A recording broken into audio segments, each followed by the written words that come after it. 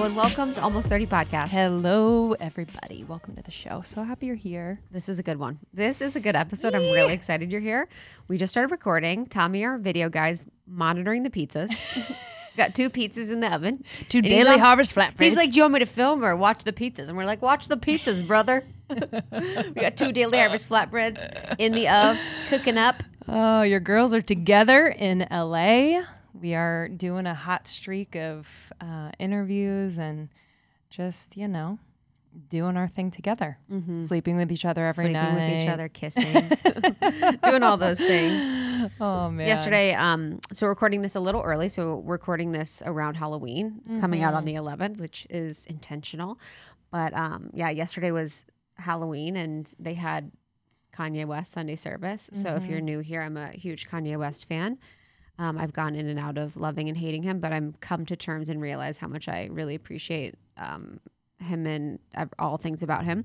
But so they had Sunday service yesterday, and it made me realize when I was watching Sunday service, he had it on like Triller or Fight TV, which is hilarious. But I ordered it. You can buy Sunday service, and it was almost like that was the finale of the whole Donda shows, where it was like him going through this process of like super dark moments, like in Chicago when he had, and then marrying Kim and Kim kind of bringing him out.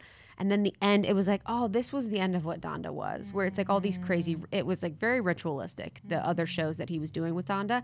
And then there was this like beautiful light ritual, and Justin Bieber was there. And Justin Bieber did this really beautiful like container setting. And like basically, and this will be something we talk about with Erika today, like being really intentional about the energies you bring in to your life. And Justin was like casting negative entities out, calling in God, asking for protection.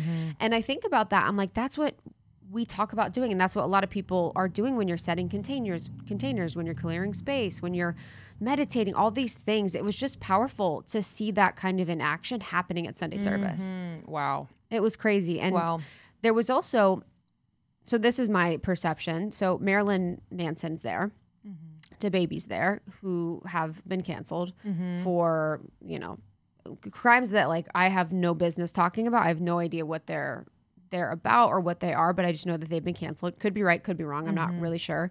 Not really here to talk about that. But I felt like it was powerful because they played No Child Left Behind first. So they walk out and they're playing No Child Left Behind.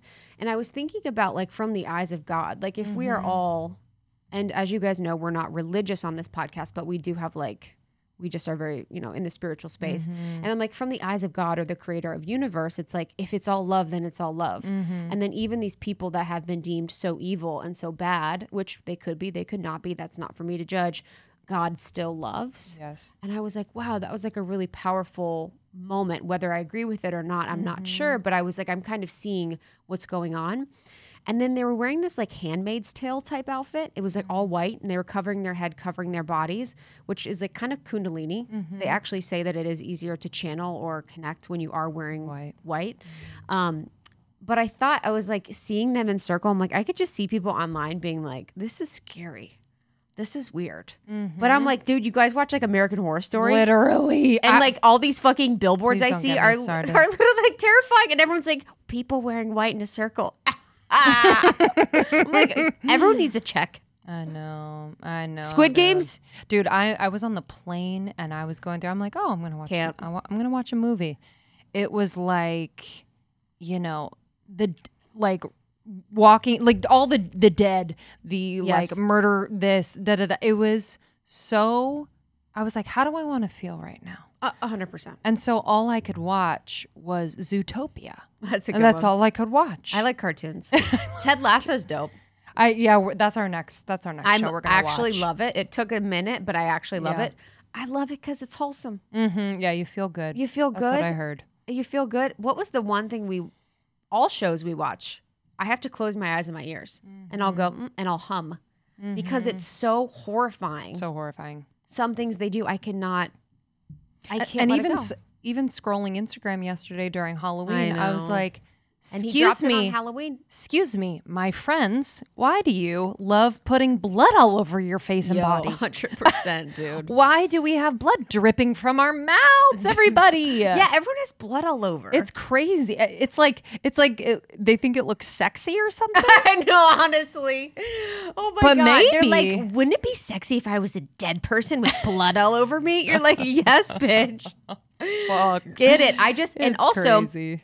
Kanye dropping on the 31st. Halloween. Such a the veil is message. thin. There's such a message there of what he's doing that I don't think we'll find out until like later in life. For sure. But I was just like, and it was interesting too because I think Kim was playing parts in everything that was going on. So she was wearing only black for a while. She was covering her face. I think he's covering his face too. He's wearing like masks out. Yes. And there's something with that's like her playing the part of being in the actual where they got married or they had the marriage at the Donda performance in Atlanta. Kind of meta. Very meta. And then she's wearing all black. Like everything is kind of a performance. They had these little kids come out and sing. Oh God. And you know kids like fuck up all the time, dude. They looked like little ghosts. They're like Jesus is light, and then one of them will be like, Lord. That kills me. I honestly want to drive my car off the road. That kills me. Little ghost children singing. That always gets me. Dude.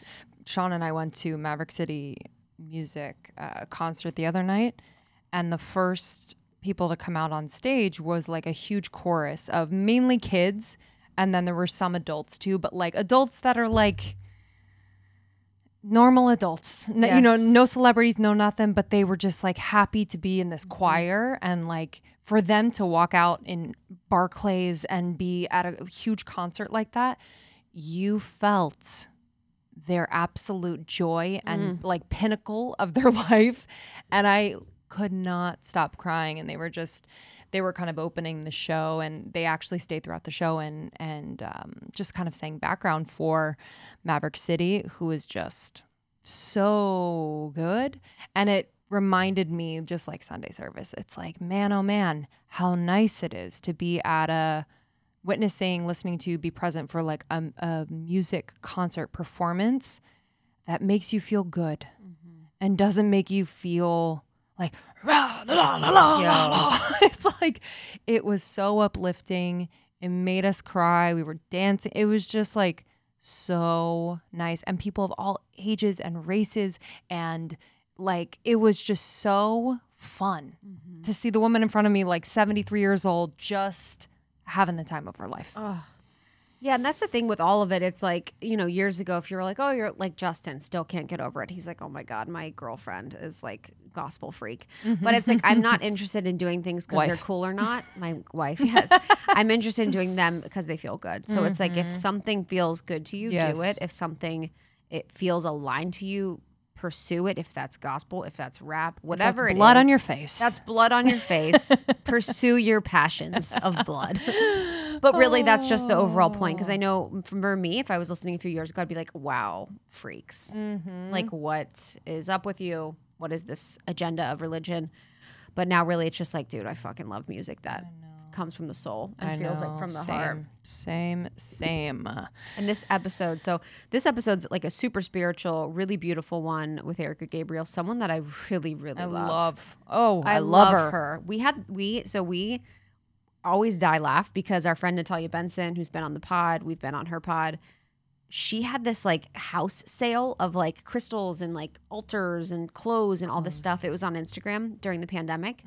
Me and Erika were dying laughing. We were laughing our asses off because we were in her Instagram live at this sale bidding on other items with other people, and like, she's our friend. We took like 2 hours out of our day to be at this Instagram auction. It was the highlight of my year. Me and her were like, yo, we got to get this fucking shirt for $50, whatever. Like, and you were like giving your address and your Venmo. And it was the highlight of my year. It's genius part from Natalia too. Genius. I'm too like lazy. I'm just like, man, I'll donate it. But yeah. No, so Erika is the real. She's the real. And then we both have sessions from her. Yes. Yeah, we both had sessions. And, you know, I just love her because there is such a... there's like this beautiful neutrality about her, where there is zero judgment, and she has like a very from my perspective, like balanced life where she is a medium, she is a psychic, and also like lives in the world and has kids. And so it's actually really inspiring to kind of hear how she's able to maintain that balance, keep a clear channel, and also integrate like the world. Mm-hmm. Yeah, I agree on the neutral piece. It is really nice because you'll bring anything to her and it's just very like joyful, very clear. She was able to connect with my dad's mom, my grandma, who I've tried to connect with forever. And so we've been influenced by her work positively, and she's just like light and funny and cool. And we talked about practices to incorporate in your life as like spiritual beings. We talked about ways in which you can make sure that you're connecting with the right light being, if that's your interest, making sure that we're able to just get really good on our discernment spiritually. We talk about some scary stories, some like psychic stories, and just have so much fun. I know you guys are going to really love this one. We loved talking to her. It felt really natural, felt really right. We have a beautiful video of this on YouTube. So if you guys listen to the show normally, you can watch this one on YouTube. It might be a really good one to get on video. Yeah. Thank you all for listening. If this particular episode or maybe another episode just really landed for you, please pass it to a friend or family member who might need to hear it too. That is how Almost 30 grows. Our community is just growing by the day. So if you're new here, welcome. You can learn more at almost30.com. Follow us on Instagram at almost30podcast. I'm at Lindsey Simcik on Instagram. And I'm at It's Krista. All right. We love you. Enjoy. We see you soon. What do you do when there are messages that you're like, oh, this is a funky, uncomfortable one? Ooh, yeah. Like where you're like, I know this one's going to land a little funky. Absolutely. I think like as a medium, it's a constant readjusting of remembering it's not about me. Yeah. Stay focused. And I have to deliver what I hear. That is the commitment that I make to people that I read for. Mm-hmm. Every single person that I read for, I give my entire heart and soul and spirit and everything I can to that person. And if I'm not in a good place, I will not read, which is very rare. It would be like if I'm under the weather or something like that, I won't read. So I think... Is that because you don't feel like you're a clear channel? Or right. It's because I am not able to get out of the way enough to allow the messages that are meant to come through. It's really rare, maybe once or twice a year. But if there's a yucky message or it's like I sometimes will push it off. And then the guide will say, and Erika let her know blank. And then I'm like, so anyway, so what's your word? Yeah. And and then they're like, Erika let her know blank. And then I'm like, so your guides have told me something 3 times and I want to tell you. And sometimes I'll say, me as Erika my ego is struggling to tell you this. Love that. But this is what spirit is saying. Take what you will. And then say it. And then usually the person is like, oh my God, yes, I needed to hear that. Or, so it's not about me. I've had experiences before where maybe someone has shut me out. So I tell them a thing and they are not willing or ready to go there at that time. So that can also be challenging. But a lot of the messages, the messages that I get that are unsavory for me to talk about will be, if a relationship is over, things like that, which can be really, really hard. And people sometimes get really pissed. Or if someone is like, okay, I've had a situation. I need a job. I can't find a job. When am I getting a job? What job am I supposed to have? And the guides are like, so you're in a fight with your mom. And they're like, what? I don't want to talk about her. Wow. I can't talk about the job. Yes. And my guides are like, listen to spirit. I'm not a therapist. Yeah. I have no counseling training. Yeah. I'm delivering messages from spirit. Yeah. And the guides will be like, so, you're in a fight with your mom, and they have to really focus on that. So funnily enough, this situation, we talked the whole time about this woman's relationship with her mom. Wow. And that they were in a fight and the woman was super bummed because she was like, what about my job? Yes. She called me a couple months later. I think she emailed me actually. She emailed me and she was like, hey, so I made up with my mom. My mom moved. When I went over to her house last, we were having coffee. Her neighbor came over. We were talking about the fact that I need a job. Her neighbor introduced me to her boss, and I got a new job. Wow. Yeah, I was about to say, I was like, it's like the core of what they're dealing with is probably not what they're focusing on, you know? Totally. And in that situation, it was like such a direct thing, you know? I feel like that's the theme for so much. Like, I know right now it's like I'm in a fight with my mom, and I'm like, I know if I remedy that.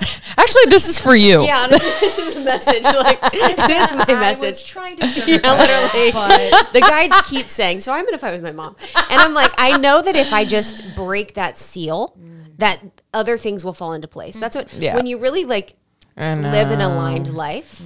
And I'm not saying that I live the most aligned life all the time, but you notice how everything is connected. Yes. If you're not speaking your truth in your relationship, you're not going to see abundance in your business. If you're not clear on your values, you're not going to see, you know, the return in relationships. And it's like, that's what's powerful about those things. And I think when you really realize that it all really connects. But it's funny about people that would come about relationships too, because it's like most people come and they're like, okay, I need to see him.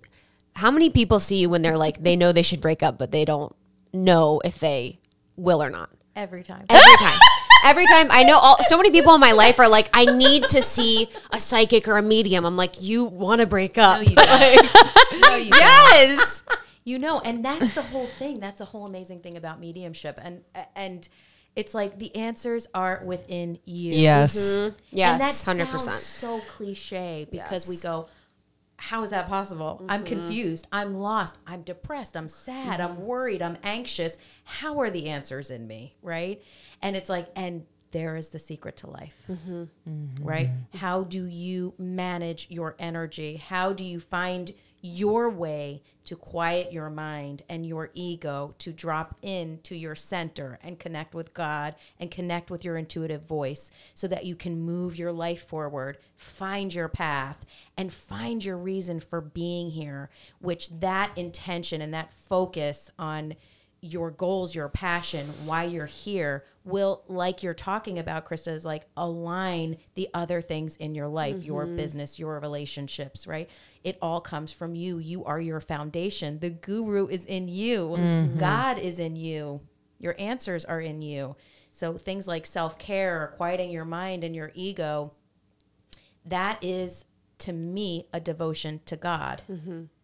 Because if God is in you and you are finding your way to connect with self, you are truly honoring God, right? Yeah, it's fascinating, and I do it, but like how often we outsource the intuition, but more so just it's like this obsession with like, so tell me who I am. Tell me the answer. Tell me how I should live my life, because the reliance or the trust more so in self is like, it's hard for people, and it's been hard for me in the past to like wrap my mind around it. I'm like, but I'm only a person, so how could I know all of these things? And how did you have a point at which you like doubted your own gifts or self, or have you always known? Every single day. Oh, okay. Every single day, I have to right my ship. And the reason why I'm telling you guys that is because I think, you know, there is this idea that spirituality may look like something, right? Like you're saying, tell me the answer. What guru should I follow? What book should I read? What meditation should I do? What necklace should I wear? What, right? And that is not that. Look, those things are lovely, right? Lovely. I've had amazing spiritual experiences doing yoga. You know what I mean? But the point of the matter is that true spirituality can look like someone sitting on a park bench and closing their eyes and tuning within. Okay. So my whole life is about spirituality, connecting with God. And I'm also here in this earth plane. So I wake up with kids, with stresses, with self-judgments, with all kinds of things. And I take that time to recenter and rewrite my ship and realign myself every single day. Every single day. And that to me is my spiritual practice. So yes, I question myself. Yes, I question my path. Yes, I'm a totally normal chick, you know? And every single day I am reacclimating myself to truth and to God. Now I can do it a lot quicker now, right? A lot quicker than I used to. My relationship with God, with my guides, with my angels, with myself, it's juicy, right? It's super juicy. We're best friends. We're in. But I wake up like a cranky person, like, where's my coffee? Life sucks. This is shit. What am I doing? 100%. Why did I eat that last night? You know? And then it's like, okay, wait. Who are you? Why are you here? Reconnect.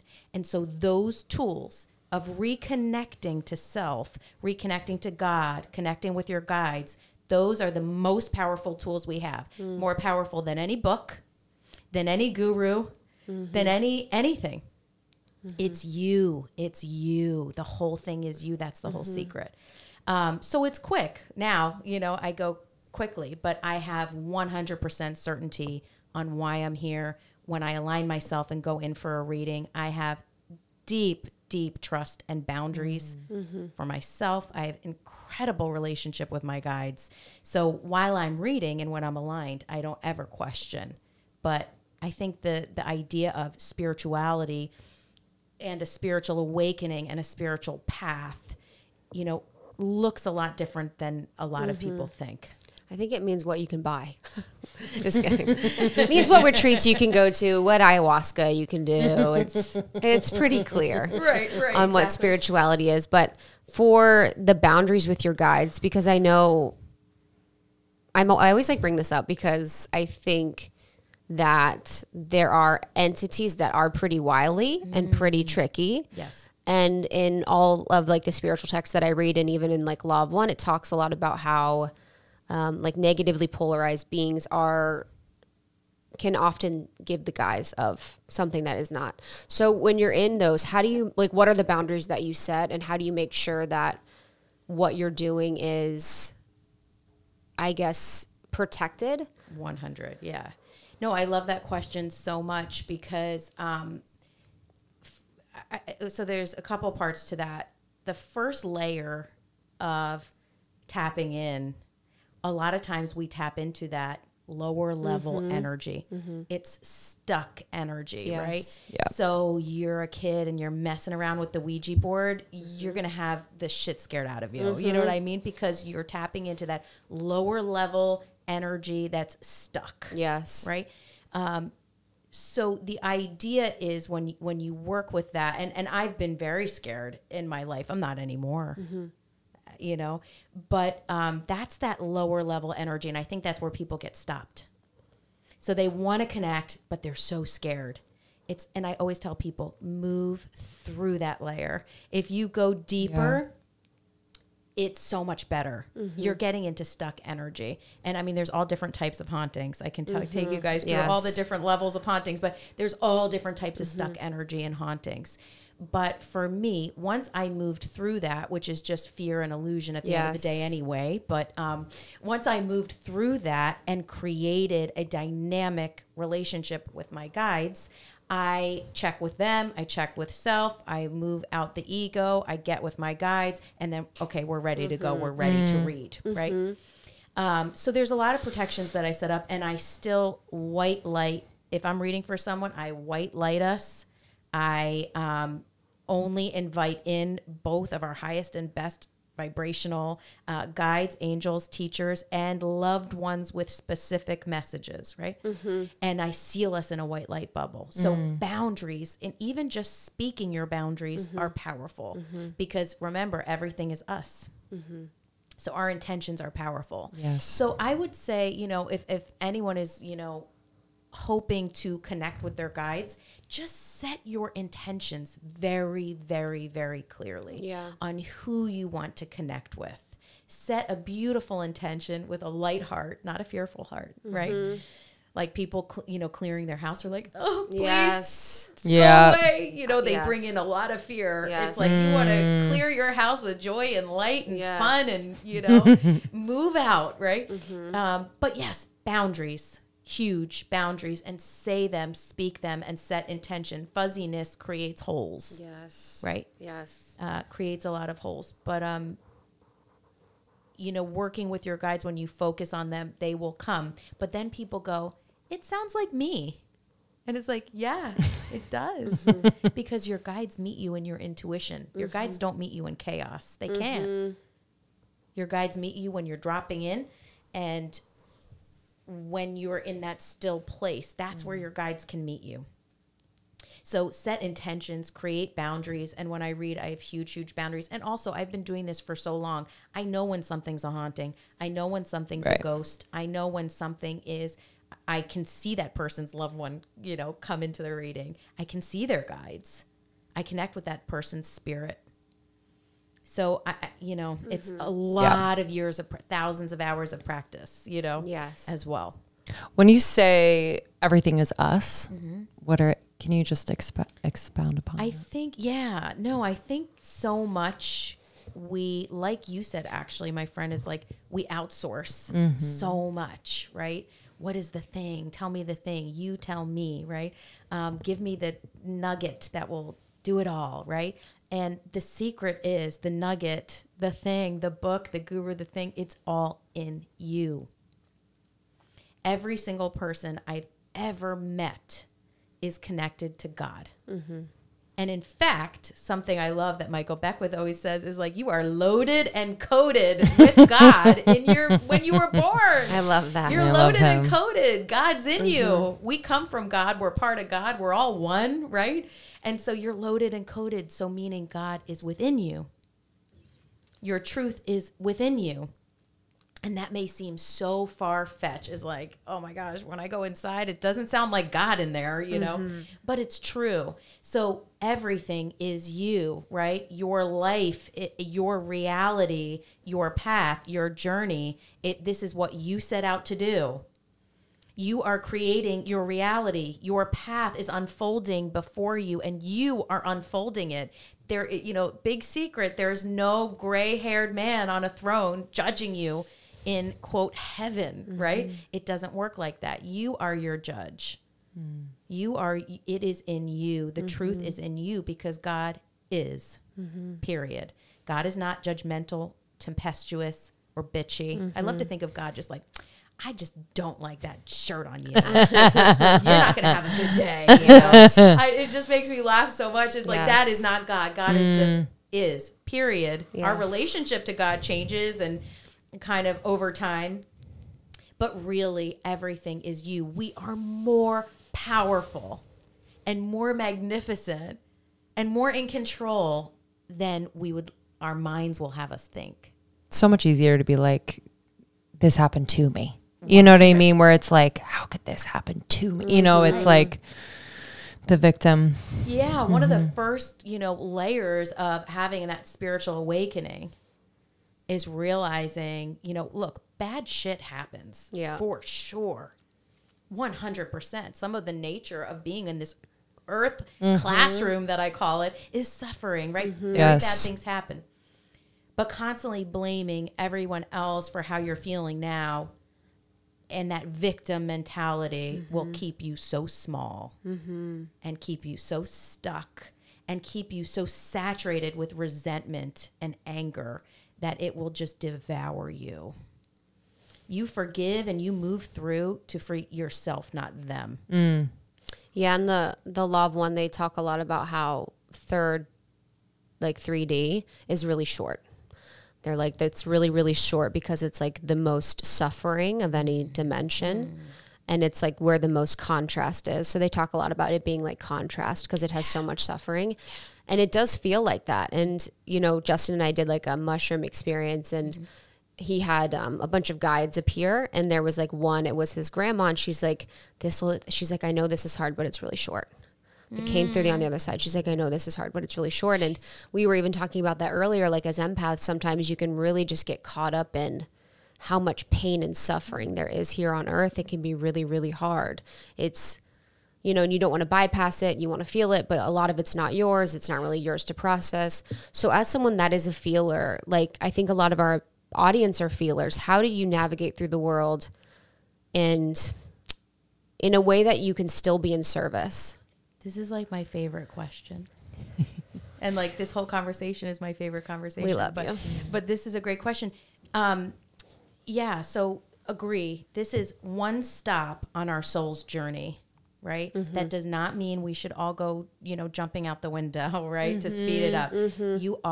Listen, you guys, you are supposed to be here. You are needed. You are wanted. You have a reason for being here. You are supposed to be here. Don't give up. It gets better. And there is so much darkness in this world. Very, very much darkness. But guess what? There's so much light. It gives me the chills. God is good. God is great. It feels so good to feel good. And love is great. And joy. And there's so much here that's so great. So first and foremost, choose, do I want to contribute to the darkness or the light? Yeah. Period. Where am I? You know what I mean? And that's why I talked about writing my ship every day, rewriting your ship, right? Meaning if you think of a ship that's kind of almost capsizing, let's pull it back, right? Yeah. What am I going out into the world when I say hi to people? What am I putting out in the world, right? So you know, there's a massive surge of negative energy in the world, but there's a massive surge of positive energy. What do I want to contribute to? That's a huge part. And to what you were saying about suffering in the world, when I first opened as a medium, right? I was born a medium. I was a medium my whole life. But when I first truly opened to it, it was the most incredible, light-filled, God-filled, incredible feeling you could ever feel. And then quickly, I felt all of the pain and suffering of the entire world. And I fell into, and I know this sounds like I might just be saying this, but it was a dark night, unlike anything I've ever felt in my life. And I've never experienced anything like that. It was almost like I was walking outside in the sunshine, and to me, it was pitch black outside. I couldn't even see the sun. And that sounds dramatic, or maybe something I'm saying for effect, but coming from a very honest person, it was darkness outside, like almost like I fell into another element. Very, very, very dark. And I just thought to myself, why would I be a medium and sit and, try and help people and do readings for people when I could go probably a mile that way and there's a kid, maybe starving, even in our towns, right? This is so sad. This is so dark. Why? And I had two examples given to me. And this is to your point, I promise. One, if you think of a beautiful tapestry on the wall, right? And each soul, each person that comes to this earth classroom, because we're all here to learn, right, has one strand, right? And how you shine your strand affects the look of the whole. Right? So if you're sad and down and have given up on earth and people and right, your strand's going to be all droopy and gray. And then the picture of this tapestry, or the whole look of the tapestry, is going to start to dim and dull and go more into darkness. But if you can find that strength and bravery to shine your strand, find your truth, shine your strand, you are affecting the world. Because what are you contributing to? The other example that was given to me was a symphony, and every single person has one note. Are you going to play in tune, or are you going to be that one off note that's really bringing down the whole sound and beauty of the world? And so my guide said to me, you are here for a reason. You have found your reason. Shine it, shine it, shine it, and fight for it every single day. Right your ship. When you wake up cranky and whatever, pull yourself back to center and go and serve God. Because although you're not directly helping someone a mile away from you, you are helping the vibration and the energy of the world. And also, if you do this well, you'll make money and can start a charity. You know what I mean? Like, go and shine. Go and serve. Don't waste. Don't waste it. So to everyone, you said about people listening, yeah, the world, there is a lot of darkness. You should be aware of that. Be grateful for who you are and where you are, of course. But if you let that take away your shine, your light, what you're here to do, you're wasting it. Don't do that. Yeah. Fight for yourself. Fight for your life, and fight for your damn shine, and go and glow for God. And when you say like fight for your shine, how are you doing that? Like on your dark days? Like, how do you activate that and maintain that? Are there practices and rituals? Yes. I think for me, I'm like a super mental person as well. I am, and I literally was just posting about this. It's so wild. And it was saying, you know, sometimes I lose the plot. I'm like, why am I here? What am I doing? What am I even saying? What am I doing? Why am I wearing this jacket? 100%. Like, what the hell's going on? Totally. Why did I put cream in my coffee? Like, what's this chick doing? You know, lose the plot. Totally. Time. Yeah. And then I'm like, I've lost the plot. And my guides are like, let's talk. And I'm like, that's okay, but thanks. And they're like, no, come on. Let's get together. And I'm like, whatever. Like, you could help me. You know, I'm like so cranky. And then I think intention is what pulls me every single time. What is your intention, right? And listen, if you're a mom and your intention is to raise great kids, keep going back to that. You know what I mean? It's like sometimes, you know, one of my spirit animals is a hawk, and it's that bird's eye view. Pull yourself out. What are you doing? What is your intentions? And some days I'm in, you know, sweatpants, packing lunches, and I'm just like, here I am. You know what I mean? But I think for me, ritualistically, it is, why am I here? What is my goal? And how can I continue to let God have its way with me? Use the mind to work with the body and drop into the spirit. We've got this triangle, mind, body, spirit. You know, tap in. And sometimes it's harder days than others. And I'm like, I'm good. I'm just going to watch old reruns of New Girl and just call it a day. You know, just call it a day. But ritualistically, I mean, listen, I love using sage. I know that's an embattled thing at this point because it is, you know, from dated back to Native American cultures using sage. And there's a lot of people that have written me, why are you using sage? You know, you're not Native American. So listen, I respect that. I honor that. If I can find another tool, you know, sure. But I also respect the magic that I have learned from that culture. I don't know if that's right or wrong. I'm doing my best, but man alive, I probably sage like 8 to 12 times a day. Whoa. I'm dealing all day because I'm reading most days. Yeah. Wow. So I sage at home. I sage before and after readings. I also use, you know, those lights in windows of stores, like open sign, closed sign. Yeah. I open and close. With a sign? In my mind. Oh, I love that. We know you're like, so if we're talking about ritualistically, like staying focused and managing your energy, right?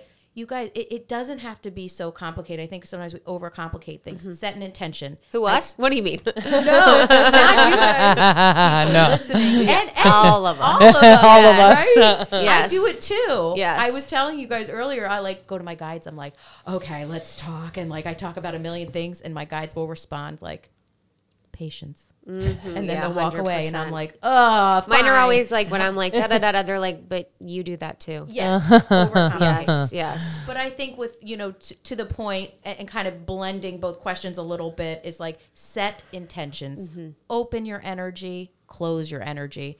You're going into an uncomfortable situation, maybe a family dynamic that's uncomfortable. Surround yourself in a white light bubble. Ask that any negativity or any energy that doesn't belong to you bounces off your space, right? Open the door, close the door. So I am saging often. I'm moving my body. I'm nourishing myself with the healthiest foods I can. And I open to read for someone with my whole heart and soul in a very safe way, white light. And then I close that door. I sever the bubble. I let the reading go. So it's constantly like I do mental visualizations. So I'm very into visualizations over actual traditional meditation. So I use mental visualization. Visualization. You know what I mean? Yes. We Mental got you. V. Yes. Okay. So I use those as well to help stay focused and work with kind of rituals like you were asking.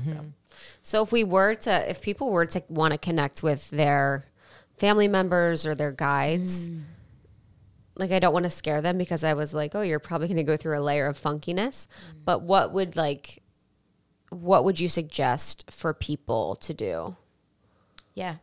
So, number one for loved ones, you know, if you're thinking about your loved one, you have one that you're just like, oh my gosh, like you think about this person and you just get all like, oh, I miss them. And, you know, that feeling, it's like you're probably already with them. Yeah. I think so many times we're already with them. But if you want to feel closer, I know it sounds wild, but frame a picture of you guys together or a picture of them. When you wake up in the morning, light a little candle next to them, illuminate that little warm vibration between you two. Love that. Think of them, look at photos of them, tell stories of them.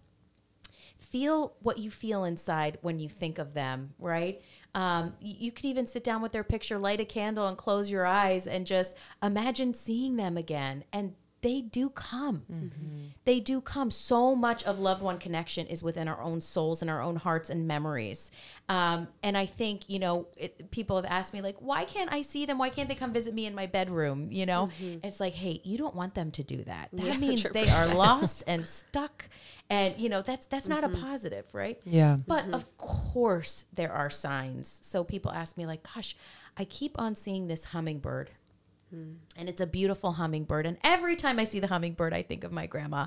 But that's not her, right? You know? And we kind of explain these things away. So if you get a sign that resonates with you about a loved one, take it. It's them. It's them. I have my closest and best friend, unfortunately passed away 3 years ago. And she comes to me in songs all the time. All the time. Like I'll think of her and then the song will come on. And I'm like, oh my gosh, yes. Take it. They're signs, they're messages. You know, spirit is not going to scare the crap out of you and start turning on lights and shaking your bed. Your grandma doesn't want to do that to you. You know, your grandma doesn't want to scare you, right? So it's going to be a subtle, beautiful sign or a funny memory, a happy thought that you think, and then you think of them, that's them saying hello to you. And they do still see you and watch you. And to answer a lot of people's questions, yes, they know what's going on in your life. Yes, they see what's going on. Now, funnily enough, I do see people connecting their kids to their loved ones. So they name their daughter, you know, Sarah after their grandma, right?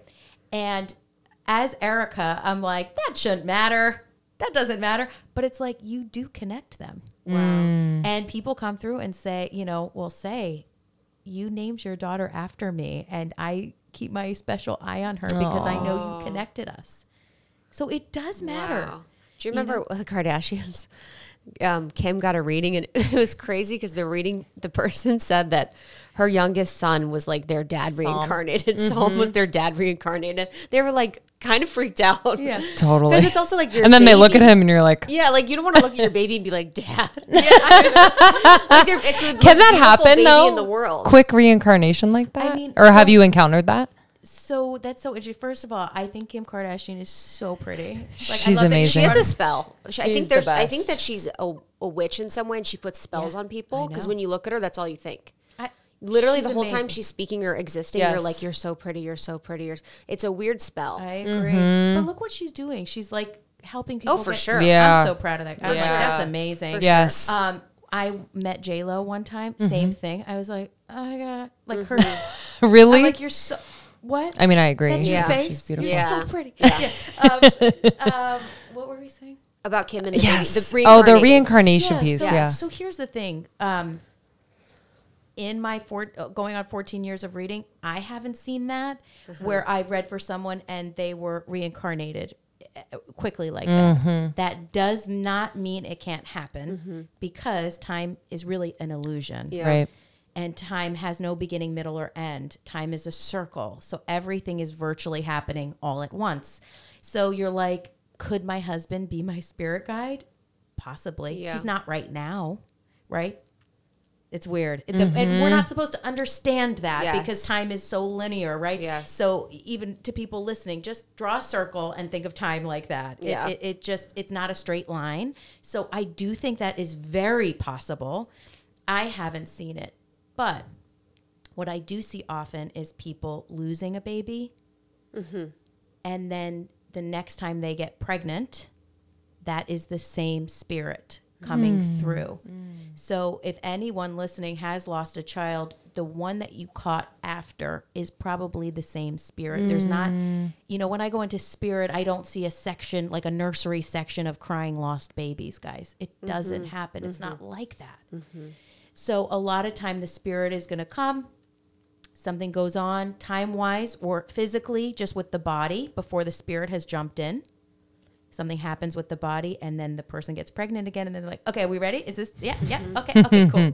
Right? So that's something just food for Osho thought. talks a lot about that. Osho talks about how the spirit will incarnate into the body when it's ready, and kind of even relation to like the topic of abortion talks about, you know, if that happens, the spirit will find the way in, you know. The spirit will find a way in. Yes. And I think as women, I think the magnitude of the judgment and the harshness towards women and our bodies is beyond probably what we even know now. Yes. How we are towards women, how our society is, how we are towards ourselves, and how judgmental people are towards women. Yes. And what they do. So I'll just leave that there. But if you're someone out there that has struggled in some way, listen, your spirit will find you, and I'm with you, and God bless you. Really. Yeah. Yeah. I wanted to ask you just a piece about, like, you know, I hear like you have a family, you have 2 kids, you have a husband, and I can imagine a lot of people out there listening also have this part of them, we all do, of that like intuition and just kind of that more spiritual and connected side, and just kind of like living in this world, and especially with family and friends. So like, how do you navigate that? Is that a conversation that you had with your husband or have ongoing with your husband? And like, how can people start to like integrate the two or more than two? Like, this is such a powerful question, because almost every week I have women call me like, he does not like spirituality or like any of this stuff. I love my husband, but I'm going through something so different. It's just so insightful that you asked that question. Listen, every, you know, situation is so different, but I will say, because there's a lot of women hurting out there because they're like, I'm going through this amazing thing and he doesn't get it. Yeah. First of all, guys, you cannot get all things from one person. You can't. I think that's setting up such unrealistic pressures on a relationship. That's why you are a dynamic spirit. You have friends. Your vibe attracts your tribe. So, hey, maybe you're getting some friends that are in with that, right? So it doesn't have to be that they are on that spiritual journey with you. Also, you guys, please don't try and force someone to have a spiritual awakening or a spiritual journey. It's not right.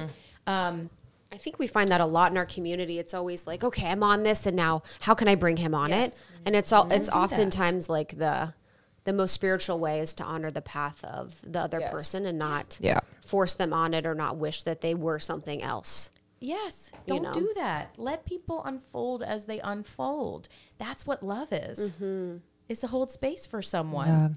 And I would also say that if you're going through something, you can always say, you know, I am experiencing something, I'm learning, I'm growing, and I'm super happy, and I'd love to share with you any part, and I hope I have your support. Be clear, just like we are with spirit, just like I was talking about intentions. Be clear. You know, I think we do run into a lot of situations where people grow and change, and the person actually is very angry. Maybe their partner is very angry and really doesn't like it. That's a whole nother situation. You have to ask yourself, you know, if you can be happy in that dynamic, basically. For me, I have a lot of people in my life that I love very dearly. They love me. One of my best friends is an atheist. One of my best friends. He doesn't believe in God. He doesn't think you can talk to spirit, but he freaking loves me and thinks I'm amazing. He's one of my best friends. He's my, you know.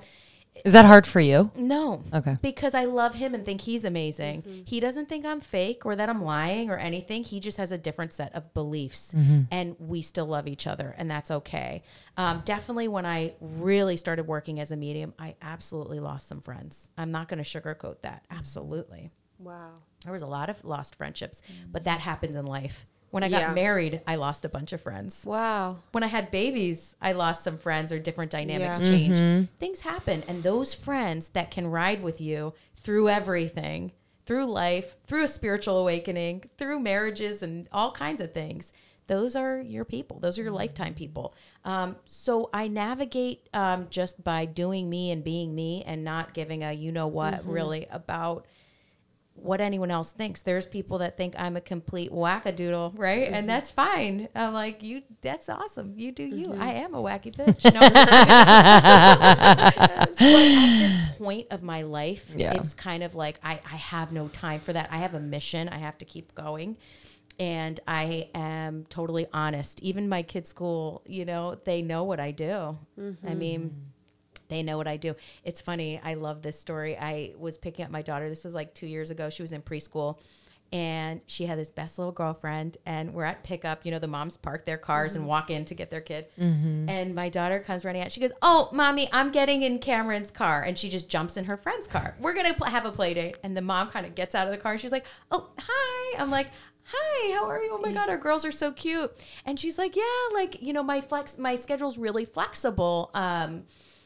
Because I'm a real estate agent. So, play dates are great. And if they want to go to the park, that's great." I'm like, "Oh, this is great. My schedule is flexible too." She goes, "Oh, great. What do you do?" And my daughter pokes her head out of the car and goes, "Oh, my mommy talks to dead people and ghosts."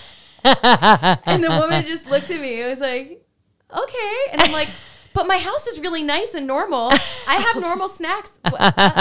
And we were laughing. Literally, she's one of my dearest friends now, and whatever, but we're so different, but it's just who I am. I love that. And there is no separation between Erika and spiritual medium Erika Gabriel at this point. Have you seen Nathan for You? It's a show. It's literally one of the funniest shows ever. The real estate agent and the medium reminded me, he's like, in one of the episodes, he's like, "Okay, what we're going to do is we're going to sell houses, and we're going to sell houses that aren't haunted." So in each of the houses, he advertises them as non-haunted houses. Oh, yeah, nice. And he has a medium go in every house and like remove all the spirits in every house and then sells them. It is like hilarious because they go in and the real estate agents like, they're like always positioning it like, "Okay, we've cleaned this. There was ghosts here. There's not." Like blah, blah, blah. It's a great script. Amazing. I love it. Yeah, it's basically like your script that you had. I just got my base results in the mail. More on that in a moment. But if you, like me, have tried everything to improve a health issue, you've guessed, you've kind of like experimented, trial and error, process of elimination. It's just so frustrating because you just never know unless you know and you get tested. So I love Base. Base lets you measure your body's data like hormones and vitamin levels to discover what's actually stopping you from feeling your best. I have been feeling fatigued, a little brain foggy. I've been waking up and just, it is hard to get into the day, like more than normal. So I'm just kind of wondering what's going on if my levels are off. You can join Base and finally find out what's causing, whether it's sleep issues, low sex drive, weight loss, brain fog, plus get a personalized plan to improve your symptoms. That's what I love about Base. Base sends your results straight to your phone with a clear score from poor to great, so you don't have to struggle to decipher lab results that only your doctor can read. And Base also provides you with a personalized plan outlining steps you can take to improve your score. So for example, I found out with the energy test that my vitamin D level is slightly low. Very common and typically triggered by lack of sun exposure or supplementation. So I am going to be supplementing with vitamin D. They also recommend having some oily fish and other animal foods that are a natural source of vitamin D. One of the most flavored and delicious is salmon. So I'm going to be having salmon a few times a week to see if this makes a difference. And my test also showed that the HbA1c levels are slightly high. So this is typically rooted in eating too many refined sugars and carbohydrates. What? Me? Yeah, I've been having some pasta lately. Perhaps that's not my usual, but basically the score means that you may have trouble metabolizing sugar, which is used as your primary source of energy, leading you to feel brain fog. Makes a lot of sense. So I'm just being mindful of that.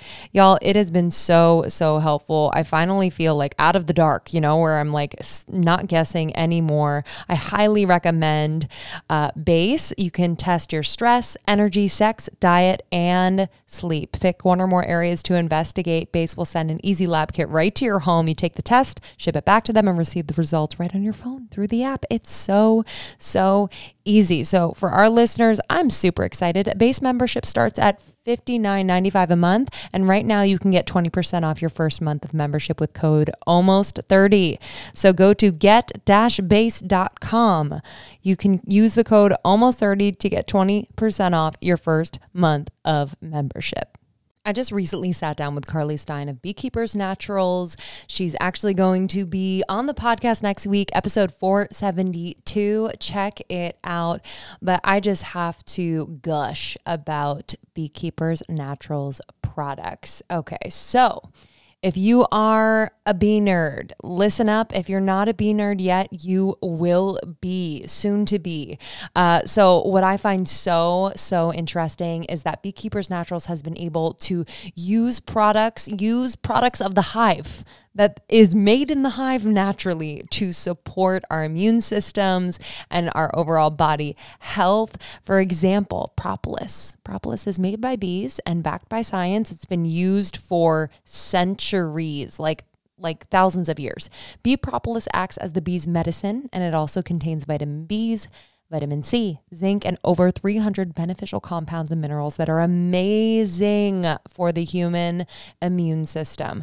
Propolis is the defender of the hive, and bees use it to protect their hive from any bacteria that might harm them. It's basically the hive's immune system. And I use the propolis throat spray every single day, 4 to 5 sprays in the back of my throat. Knocking on wood, but I haven't been sick in quite some time. So I just highly recommend all of Beekeepers Naturals products. They're made with clean ingredients. They are gluten-free, paleo, keto. They are natural, always third-party tested. They are obsessed with testing their products because a lot of honey products aren't totally clean, but they make sure their hives are in the middle of nowhere in places where there are no pesticides. I love this brand. Highly recommend using some of their products for this cold season coming up. So check it out, beekeepersnaturals.com/almost30 and use the code almost30 to get 25% off your order. Major discount. So I would stock up. I love the throat lozenges. I love the throat spray. I love the bee powered. Y'all, you're going to be happy. beekeepersnaturals.com/almost30 or use the code almost30 at checkout to get 25% off. One of my guilty pleasures that's not so guilty is that around the holidays, I like to refresh my makeup selection. So if you're anything like me, a little holiday glam is really fun, makes me feel so good, but I've had to be really picky about what type of makeup I put on my face. My skin only likes things that are clean, really good ingredients. So that's why I'm really excited to introduce you to EM Cosmetics. So they mix makeup with skin-loving ingredients, and they just are the most elevated makeup brand that I've tried as of late. And I'm really into like an effortless look with a little pop of color. So I would love to just recommend some of my favorites right now. The new Soft Neutrals collection, right in time for the holidays. This collection includes lip cushion, so this is universally flattering. The shades Van Gogh and Mona Lisa luminize your lips with a sheer touch of color, and I love it because it's formulated with a really nourishing blend of hyaluronic acid, vitamin E, and it just like melts. It's so luxurious. It has this cushion texture with a glossy finish. Highly recommend. And then I love the Divine Skies Da Vinci. This is a neutral palette reimagined to create really subtle to smoldering looks. So you can kind of glam it up or you can just be super neutral through the day. And each of these 6 velvety pigments were designed to mix, layer, and blend seamlessly. So you're going to have a really good time playing with different looks. Again, I need to emphasize that this brand uses clean ingredients your skin will love. And I just find the pigments to be so beautiful. I don't know about you, but it matters. It matters that my skin loves the products. You can wear it throughout the day and there's no cracking or grossness. So give it a try. emcosmetics.com/almost30 for 15% off your first purchase. That is emcosmetics.com/almost30 for 15% off your first purchase. I have been passing out this product like hotcakes to people I know. I want everyone to try Element. So since drinking Element, these are powder single serve packets of electrolyte mixes that are delicious. All the flavors I'm obsessed with, and there's no sugar. So what's changed for me since drinking Element, I do one every single day with about 24 ounces of water, is that I have more energy. I am clearly more hydrated. I see it in my pee. And I also have less brain fog. Truly, this can replace your coffee. There's no caffeine in there, but getting the right amount of salts, minerals is so, so important, because in general, we're kind of told like stay away from salt. And so what happens is that a lot of us actually have a low level of sodium, which is not always good. So there's a lot of science on the Element website. Go to drinklmnt.com/almost30. Not only will you find the science there and all of the incredible flavors, my favorite being watermelon and raspberry, but you will also be able to get a free sample pack. You just have to pay for shipping. So that's drinklmnt.com/almost30. Again, I recommend having one a day and 20 to 24 ounces of water. Tell me how you're feeling. Ooh, I'm so excited for you. drinklmnt.com/almost30. I'm looking at all of the money that I have saved by using Thrive Market, and I am astonished. I've saved almost $400 at Thrive Market this year. Unreal. Okay, if you don't know what Thrive Market is, it is an online membership-based market on a mission to really make healthy living super easy and affordable for everyone. They'll deliver what you need so you can spend more on what matters. Everything comes straight to your door. The packaging is amazing, and I find all of my favorite products and even some new ones that I have never tried before. So shop everything from ethically sourced pantry essentials to sustainable meat and seafood to non-toxic cleaning and beauty products. Plus, you can easily shop by diets and values like keto or gluten-free, vegan, non-GMO. That's one of my favorite things. I love shopping by values in different categories. It just makes shopping so much easier. I just recently went on a shopping spree at Thrive Market to just clean up all of my household products. So, okay, I got the Thrive Market laundry detergent in lavender. It smells so good. I got the toilet bowl cleaner, which is really nice and clean. And I also got the Mrs. Meyer's lemon verbena dish soap. It's my go-to staple when I'm doing the dishes. So just cleaning up my home products. I trust Thrive Market with all of their selections. They're the ultimate vetters. Find everything you need: organic and essential groceries, clean beauty, safe supplements, non-toxic home, and more. And for our listeners, I'm so excited to offer you $20 off your first order plus a free gift. So get a membership today. And what's so awesome is that when you join, you give through Thrive Gives, their 1-for-1 membership matching program. Every paid membership sponsors a free one for a low income family. So join today and you will get $20 off plus a free gift when you go to thrivemarket.com/almost30. That's thrivemarket.com/almost30. I want to talk a little bit about God stuff too. You know, for someone that you grew up Jewish and then, you know, half Jewish, half Jewish, Jewish light and Christian light. Yes. That's what I would say. Mm-hmm. Yes. Yeah. And then, you know, I think a lot of our childhood was like people that were mediums or psychics were in the dark arts or anything like that. So what was like your journey with that relationship with God? Ever changing, ever evolving, even to this day. I just remember being super young and like going to church with my mom and just walking in and seeing images of Jesus and hearing the organ and just being utterly and totally shook and overcome with powerful emotion of just that connection. I remember going into temples and just hearing words from the Torah or a cantor sing and just feeling overwhelmed with emotion. and I am just a devout follower of God. And so when I tap into any religion, or I've gone, to Buddhist temples, I've looked into cults. They're just not for me, Sometimes cults are tempting. I know. You're like, damn, like the Osho cult. You're like, this started out cool. Oh, yeah. I'm like, a hippie town? Yeah, literally. Yes. But I mean, I love how he took the vow of silence, and after the vow of silence, the things he said, I was like, Osho. Okay. Yes. No, but I've looked at it all, and I love it all, and I feel it all. But I have come to this connection, and ultimately, when I started connecting with Jesus as a healer instead of a religion, I was actually led to agape. I brought up Michael Beckwith before. I was led to agape when I was 20 years old.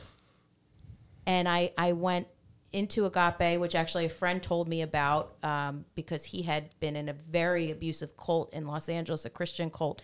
And he found agape feeling like it was a safe place. So he brought me there because I was, what do I do? God is everything, everywhere, all the time. I was on fire constantly. Yes. But I knew I wasn't definable by any one religion. I just couldn't.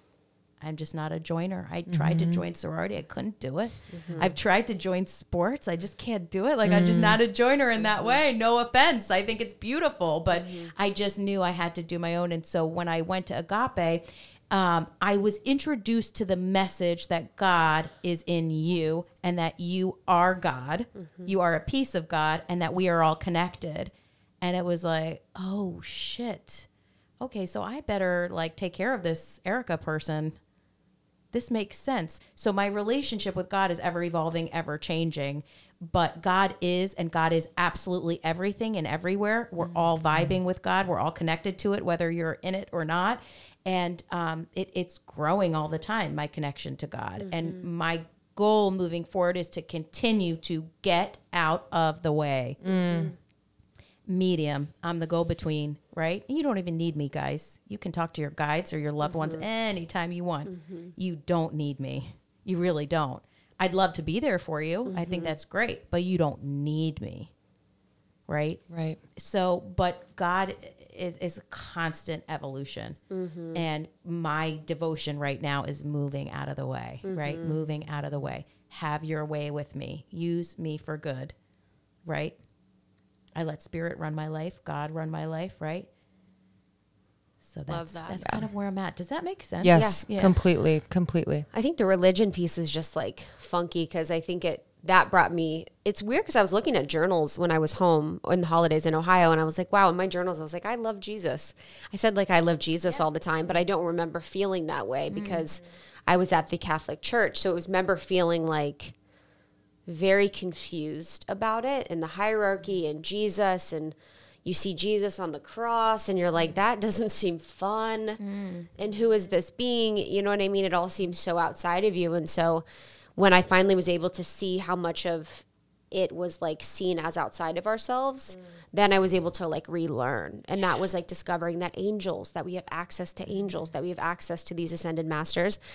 But it was funny. I was at dinner with a friend the other day, and we were talking about the Catholic Church and how it kind of just didn't feel good for us. And I have my own thoughts about it. But she was saying that her little brother went to a Catholic church, a Catholic school.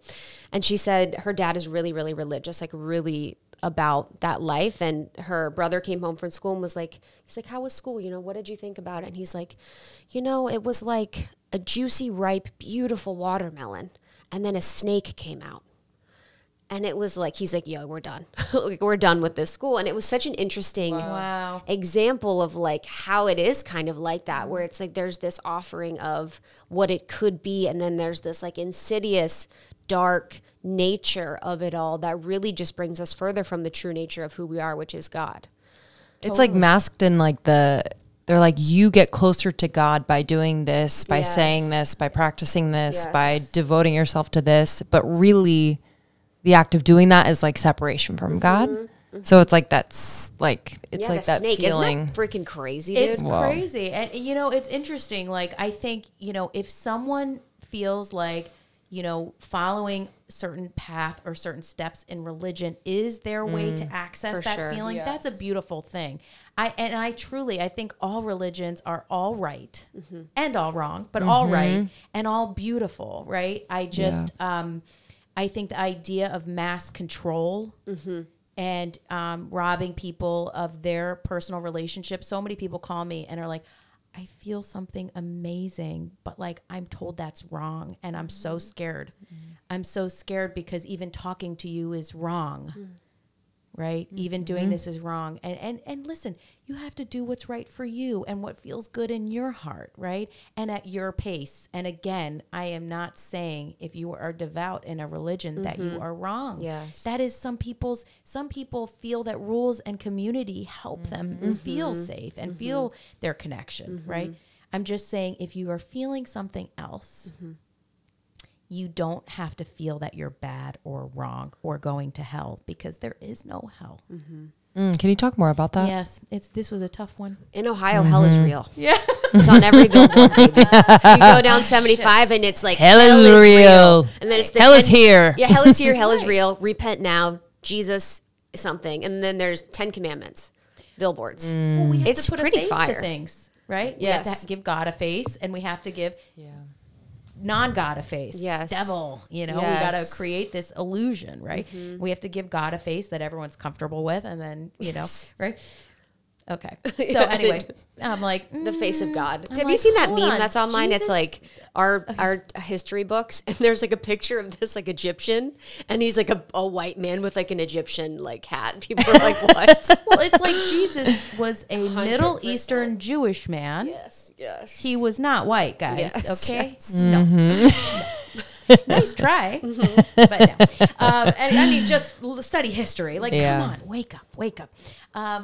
Yeah. Right. Heaven and hell. Heaven and hell. Yeah. Hell. So this was tough for me. Really tough when I had to go through this with my guides, and I revisit it from time to time. And we all go to the same place, and I'm like, no. My guides told me that. I'm like, no. But thanks. I'm like, no. And they're like, no, we do. We all go to the same place. I'm like, there's no freaking way. There's no way that I'm going to the same place that Hitler went to. Like, there's no way, you know? And my guides are like, whoa, breathe. Here, listen. You come to Earth as a classroom. You take a series of classes to evolve and learn and understand, right? You come here with a path, just like when you sign up for college or high school or whatever, you get a class list, you sign up for your classes, right? We do that here. We plan that before we come here. Not every detail. Some people have more planned destinies than others. Some people have one main thing they've dropped in their path, and the rest is, right? We are free will. And when you go back to spirit, where we all came from, there is no scary person judging you. It is your review. You review your life, how you did on your lessons. You look at your lessons and what you did. And as you go through your lessons, the way that you affected others, you will be reflected back to you. You will feel it. That's like in DMT. Okay, I don't know Trips what that is. they talk about. Oh. Okay. So, well, I'm very trippy, although I haven't taken psychedelics because I'm like, I don't know what happened to Mama. If Mama took mushrooms, I don't know what would happen. Mama already sees things absolutely everywhere and has a lot of voices in her head. So I seem very normal, but I have a lot going on.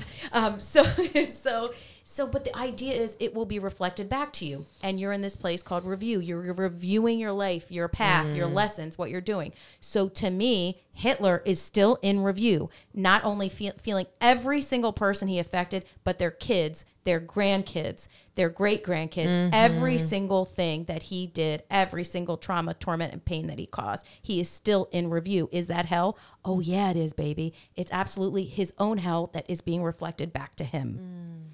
Right? So we review our lives. It's not to scare you. I'm so sorry to use Hitler, but I didn't know that is the most evil, you know, there's much evil, but I'm just talking about the darkest thing I can find in my soul, you know, but it's like every single thing is reflected back to you so you can learn and grow and understand. So someone evil, I could use any evil, right? It will be reflected back to them so they can feel that and understand every single one. So that person is still in review. That's why I'm sure no medium has ever channeled that person because they are, Hitler worked with a lot of psychics and mediums. Isn't that interesting? I'm sure he did. Tons. My grandpa was in Germany who's Jewish, my grandpa Ben, when Hitler was rising to power. He was like this young, quote unquote, revolutionary person giving talks and kind of rising to power in the political parties. And so my grandpa was like, I want to go see what this guy is about. Heard him talk. Wow. Amazing. Inspire. Whoa. You know, amazing speaker. And then my grandpa was like, and I need to get the fuck out of Germany. Wow. That guy has a lot of power, which he did, and created some of the most horrible atrocities in our human history, you know.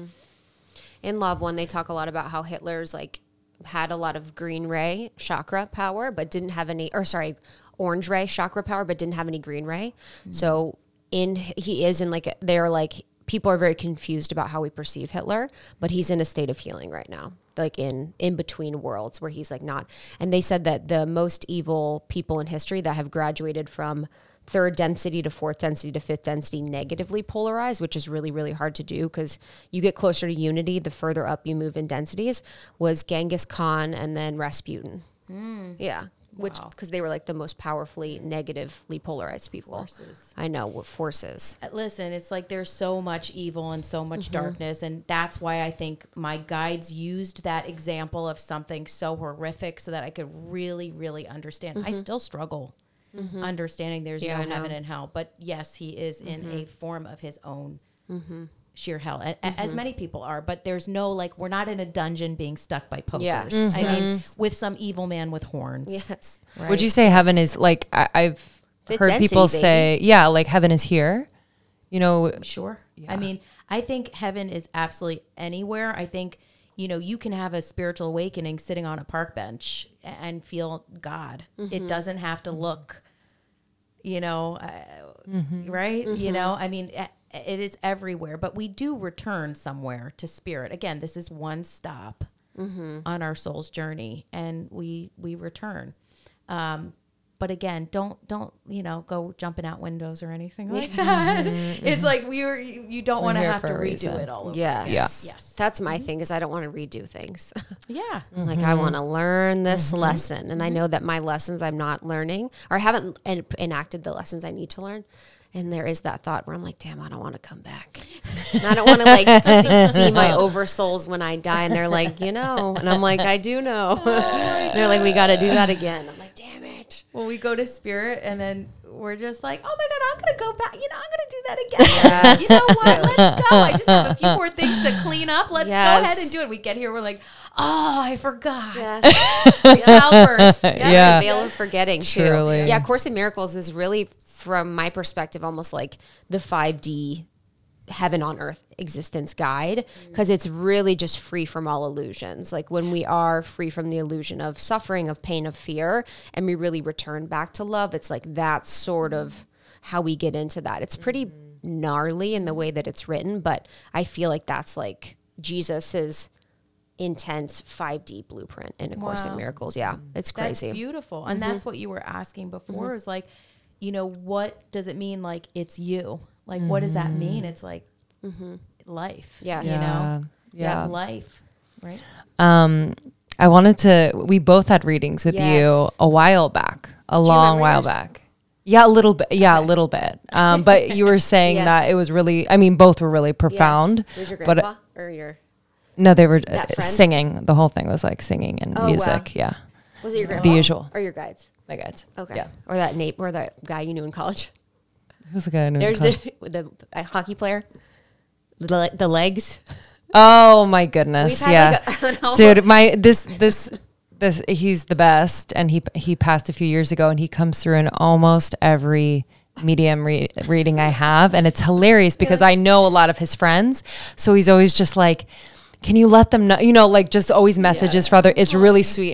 And he's also one of my really big supporters in spirit that I forget about a lot because like we weren't super close, but like he has this just like degaff attitude of like, yeah, you have to live fully. He just like, his hair's all wacky. He's just he's musical as well. So it's like, it's very sweet, but he always comes through and I'm like, hey, excuse me. Yeah, like, in the one, you met for a reason. Yes, right? yeah, exactly. In the one reading, it was with Tim Braun. He's like, he's showing me his legs. Oh, He has really nice legs. He's like, don't I have nice legs? Because he played hockey, yes. you know? Ooh, nice. Anyway, but what was your, I remember my you grandma, saying. my dad's mom came through and she had Alzheimer's and dementia. And so I've wanted to connect with her forever. I thought she had transitioned. So is that possible too, that they actually transitioned and so you can't really access them or?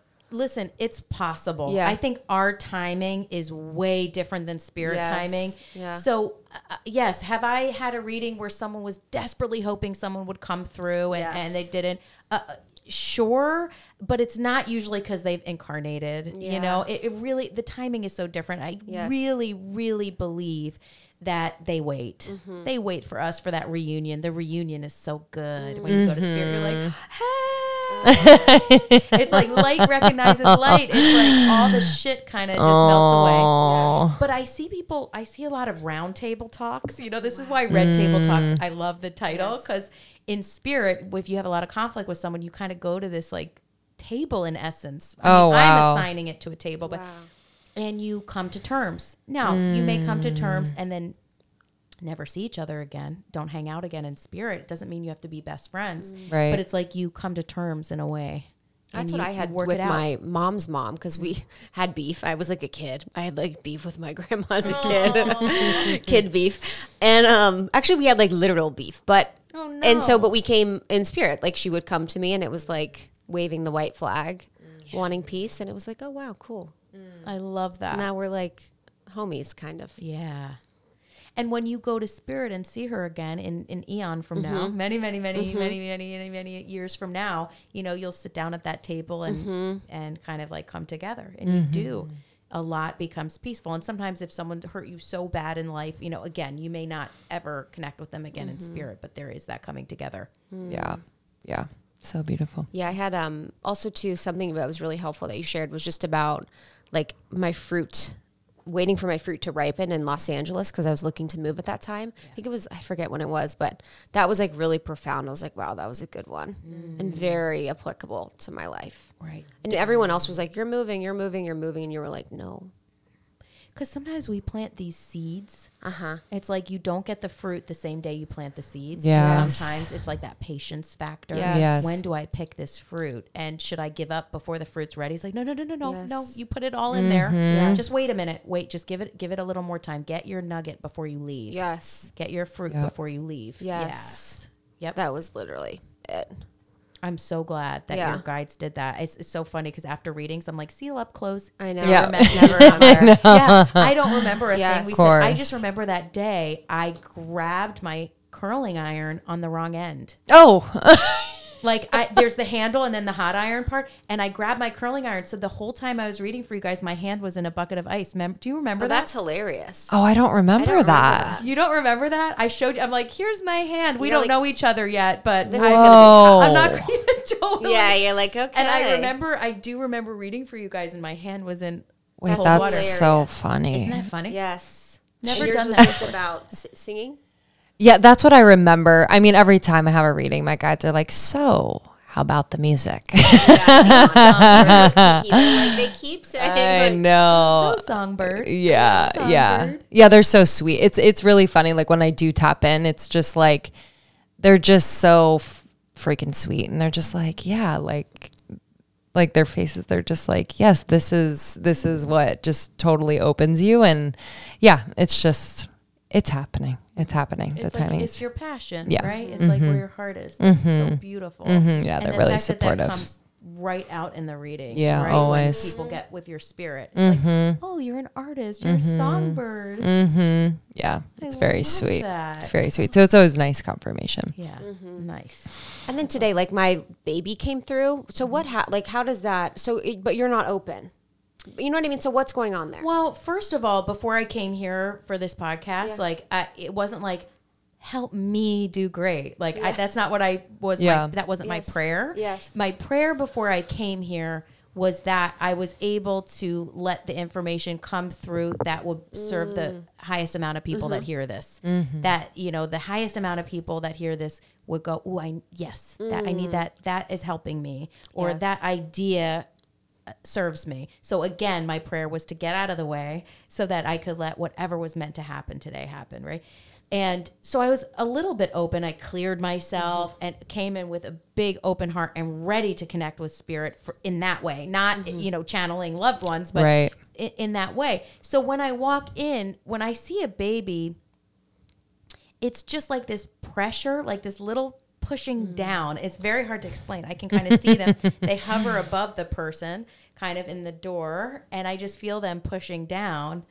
And I just was like, oh, wait. Are you pregnant? Are you about to bring this one through? This one wants to come through. I felt both of your babies. I'm sure. That's like when I opened the door, I'm like, what? This baby central. All the babies are like, is it time? Is it time? We're ready. Are you? There's no mincing words with these babies. They're ready. And these are a lot of connections. Especially with you, Lindsey, like, when I connected with your baby, it's like, this is an old connection there that you have. This is deep. This is an old connection. It doesn't mean yours isn't too. Yours is like right there. Always has been. Like right there. Just like, I love her. Can I drop in? Can I drop in? And like when I connect with your baby, it's just like, oh, this is like ancient connection here. It's beautiful. It's beautiful. It's very Do they cool. look like something, or does it look like a color, or like a shape, kind of like a little shape of a baby? Yours looks more adult to me because this is such an old connection. Oh wow! So it will be a baby. Has a mustache. Literally, he comes out with a full man. It will be a baby. I promise. I promise. But this is deep. Wow. More to me or to him? That's a good one. Both of us? No, you guys have been together. Yeah, before, no. But this is old connection. This is a deep alignment, or what's it called when you're in cahoots with someone? Allyship. Karmic bond. Allyship. What do they say on Allysh. Survivor? Like, we have that. I forget what it's called. Oh, You know yeah. what mean? I know what you mean. Allegiance. No, not an allegiance. Allyship sound, or like a... You know what I mean? You know, it's like this is a Survivor. deep contract here. Yeah. That's hilarious. It's like, I'm a man. He's like, hey, mom. Yeah, literally. When am I going to come as a baby? Yeah, when are we going to come through it to me? Oh my gosh. It's really, That's really cool. cool. And for anyone who is maybe has a spirit baby or wants to call in a child, is there a way to kind of, is it different connecting to the spirit of a baby? You know, for me, like when I give readings, sometimes it's different. You know, every situation is so different. Sometimes it's like, I may not be able to see something, and I'll tell the person, it doesn't mean there's no one there. It's just for whatever reason, I can't feel something. And then sometimes it's like, I'll read for someone. It's like, I've tried everything. I've tried in vitro. I'm struggling. This is so sad. I try, and I just see the person standing there. I'm like, don't worry, they're coming.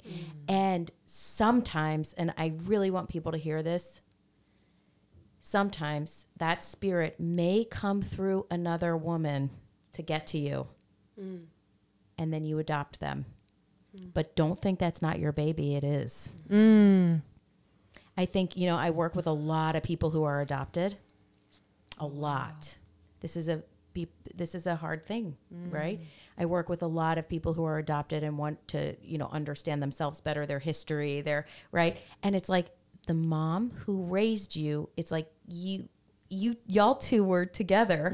This other woman who brought you through did a beautiful service and was actually connected to one of you, you know, in some karmic way. Wow. To bring you guys together. You may never meet her, you may never see her again, but you guys were connected. So a lot of times it's like, that is your soul, that is your baby. Yeah. You've known each other, but sometimes they have to come through different ways. you know, and that's a beautiful thing. That's a beautiful thing. And truly, like, anyone who's listening that is adopted, I see you. I love you. God bless you. And my God, you're supposed to be here. Yeah. That's I beautiful. think there's a good book called Spirit Baby. Ooh. I think there's a book. It's all about like connecting with your spirit baby. I haven't read it yet, but I want to read it. Oh, I like that. Can your spirit babies give you, like, tell you things? Can they make you $1 million? Yeah, I tell my baby all the time. I'm like, you can come through once we got the crib. Once we got a nice house, you can come through. So you got to support me. You got to get to work. Can they give messages? I mean, yeah, absolutely. It depends on what phase they're at, though. Totally. Like, your one is like half hanging in this world, your one is like, come on, let's go. I'm like, I don't know anything from them. They're like half in. Yes. They're like, let's go. This is like a firecracker amazing. Like, let me in. Like, what am I doing? I think also, too, when I see this, you know, I keep on seeing this little boy. It's like, this little boy wants to play with your husband so stinking bad. Dude. It's crazy. I can't wait. He's like, let me out. My husband needs it. Oh, my gosh. He's like he'll literally wrestle with me all day. Oh my I'm God. like, you need a son. I'm dying. I literally say, I'm like, you need a son to wrestle Oh with. my gosh, I have chills. Yes. Literally, this little boy is like, let me at Yes. I cannot wait. Let me go. So I'm like, dude. Mom, I'll let you'll get to work. I'll get to chill. Like, Chill. Oh my we god. always say combat is our love language. Oh my God. That is so funny. But yeah, if you want to call in, you know, I think something that we talked about so much just throughout this whole podcast is like setting your intention Yes. in a beautiful way, not in a scary way, not in a, oh, this has to happen. Yes. Right? You're going to think of a beautiful hose with flowing water. The more anxious and upset you are, the more you're kinking that hose, right? Part of the idea of connecting with God is letting go and letting God, getting out of the way. My prayers, get out of the way, Erika, right? Right? Let God have its way with you for your life and your purpose, right? And so the idea is to set that beautiful intention for your baby and for that connection, and then have some faith with timing, right? Timing, I would say itchiness, like having an itch you can't scratch, and timing are like the two most annoying things on the earth plane. You know what I mean? Yes. It's like timing is tough. Yes. Timing is tough, but my gosh, it does come at the perfect time. Oh my Always. gosh. That's why I don't do emergency readings. Oh wow. Oh, that's a good Why policy. not? Because when someone has an emergency, I need to talk to my guides. I need you. I need Erika to tell me. I need it, whatever. It is, I can barely read for them. Wow. It's so anxious. I never can do see that. emergency readings. Wow. I can see that. No, I really don't. And I That's don't dope. give people special times. I have one wait list. I honor and go down the list, no matter who it is. Right. And I don't do emergency readings. And what happens is when people are like, please, I need to know. And then their reading comes up 6 months later. They're like, I am so glad today is the day. Oh my gosh. I have, oh my gosh. Thank goodness you didn't read for me then, you know, because it's spirit has a hard time working with you in that way. Yes. And again, That's a good reminder in general. Just kind of like the desperation, the fear, the chaos, the urgency. It's like, can't. What is that? Like, it's like anxiety. Yeah. It's a lot of anxiety. Listen, we're inundated with a lot of things going on in the world. There's anxiety everywhere. And anxiety really gets kicked up when we are either living in the past or we're projecting ourselves constantly in the future. So our current body and mind starts to freak out. Yes. Because where are you? You're not here. Yes. So if you're suffering from anxiety, get yourself in the present moment and find whatever it is that helps you do that. And it may only be for 2 minutes that you're in the present moment. But whatever that is, putting your feet in grass, in sand, sitting down and breathing, stretching, right? Singing, chanting, whatever will drop you in, even gratitude. Sometimes if I'm out of body, thank you for this chair. Thank you for my health today. Thank you for, just get me in the moment, right? Yes. Present moment. It will help ease some of the chaos. Spirit has trouble working in total chaos. Now, it doesn't mean you have to come to a reading zenned out and perfect. Of course not. It just means that for that moment in the reading, just to kind of know that you're being held and take a deep breath and let it go. Yeah, what is meant to come through will come through. Nothing more, nothing less. What about animals? Last question for me. Oh, animals coming through? Yeah. Or spirit animals? Spirit animals, do they come through? Oh, yeah. Oh, yeah. Animals are love. Pure right? love. Pure love. Oh, my gosh. Oh, my gosh. So I feel like this is always a good sign. Like if a dog of mine comes in, it's just like, Oh, that's there's never a message. It's just like, or Yeah, literally. They just come and sit. Yeah. But the Oh my message God, is I pure love love. Yes. Pure love. Oh. And when I had to put my dog, he was 19 down. Oh, wow. I closed my eyes and put my hand on him. And I said to my guides, show me, show me, show me, show me. And I felt him. And then I watched him stand up. And he started running. He hadn't run in 3 years. And I looked and he was running towards a field. Oh, And then I went, oh, he just crossed over. And the woman goes, no.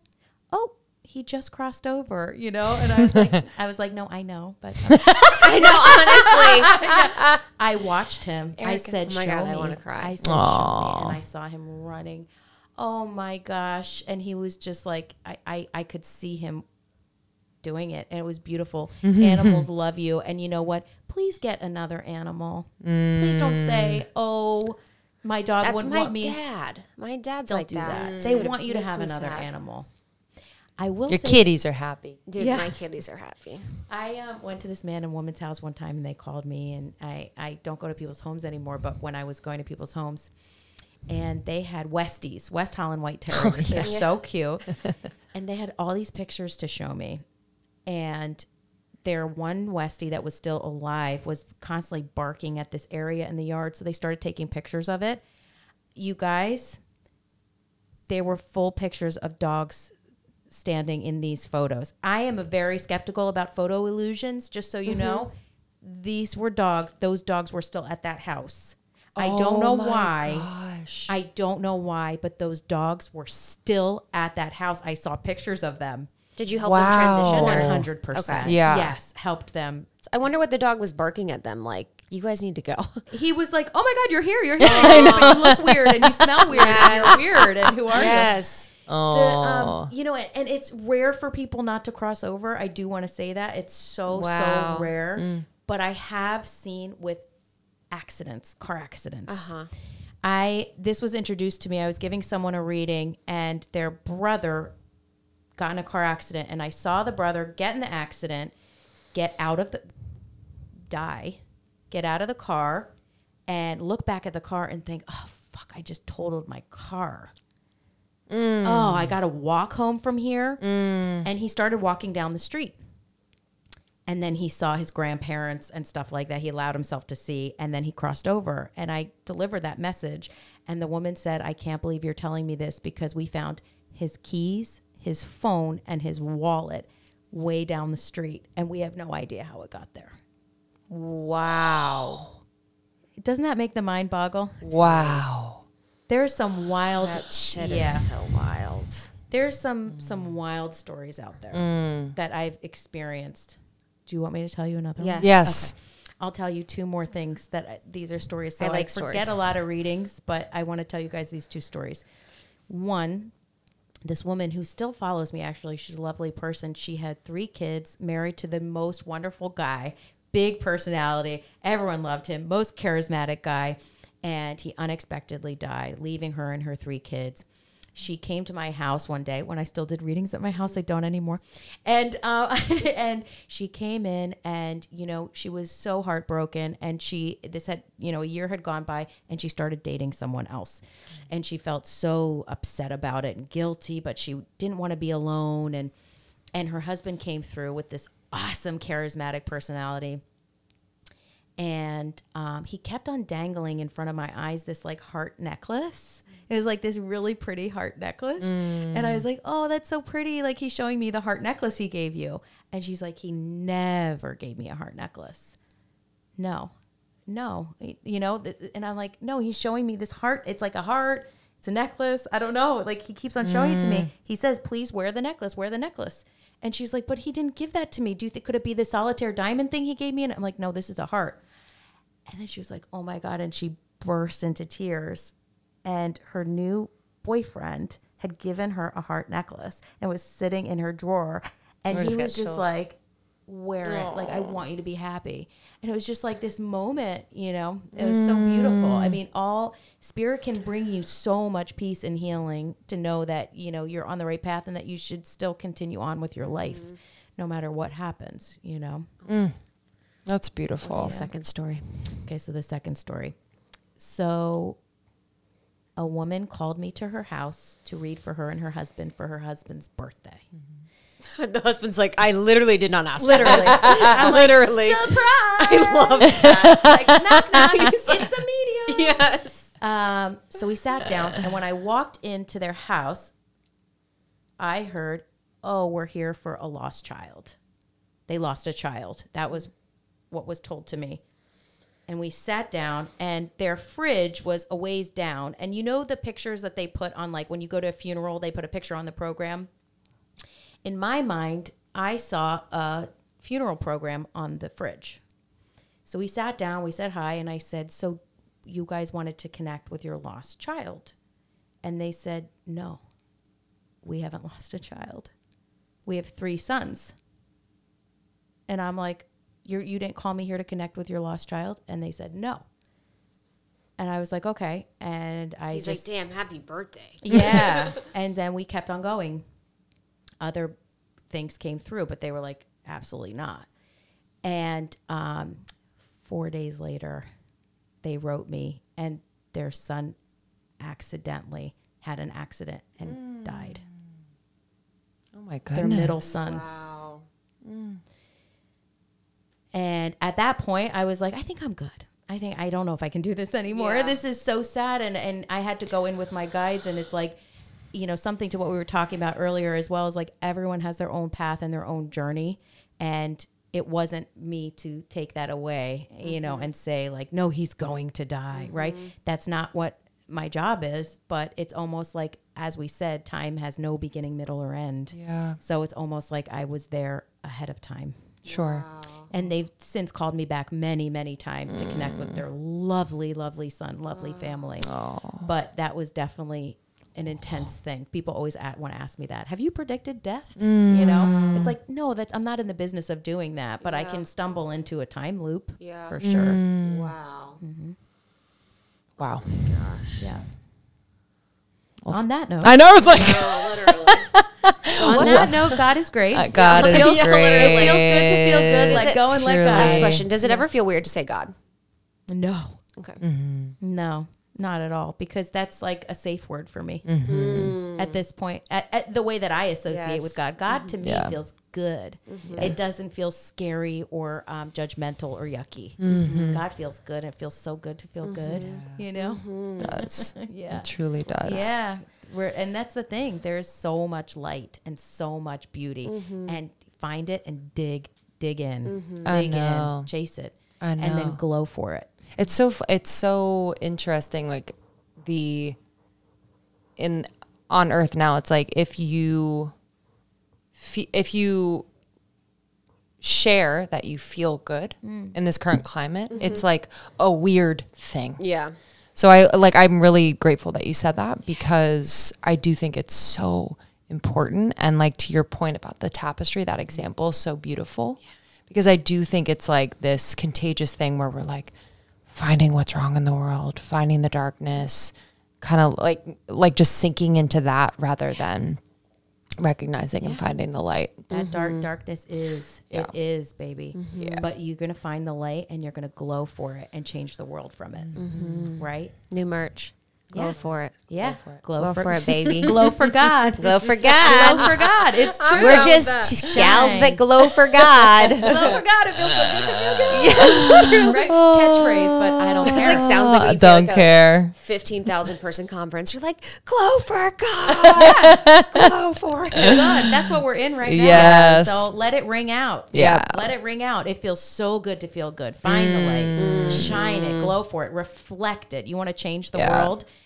Move through all of the things that are blocking you in your life so that you can go on your journey and shine. Yeah. Whether that's as an advertiser, a doctor, a podcaster, an actor, whatever it is, right? Just shine it in your best way possible, and you are changing the world. Amazing. That's it. Love you, Erika Gabriel. Oh my gosh, I love you guys too. Love you too. So much. Thank you so much, Erika. You are so incredible. I want to share the information where you can connect with her, but first want to thank our sponsors. Yes, thank you so much to Base, Beekeepers Naturals, EM Cosmetics, Element, and Thrive Market for sponsoring this show. As always, we just bring you brands that we love and use ourselves. We are the ultimate vetters. All of these are Almost 30 approved. You can find discount information in our show notes as well as on almost30.com. You can find Erika online at Spiritual Medium Erika. That's ERIKA. And you can go to her website at erikagabriel.com. Thank y'all for listening. We'll see you on the next one.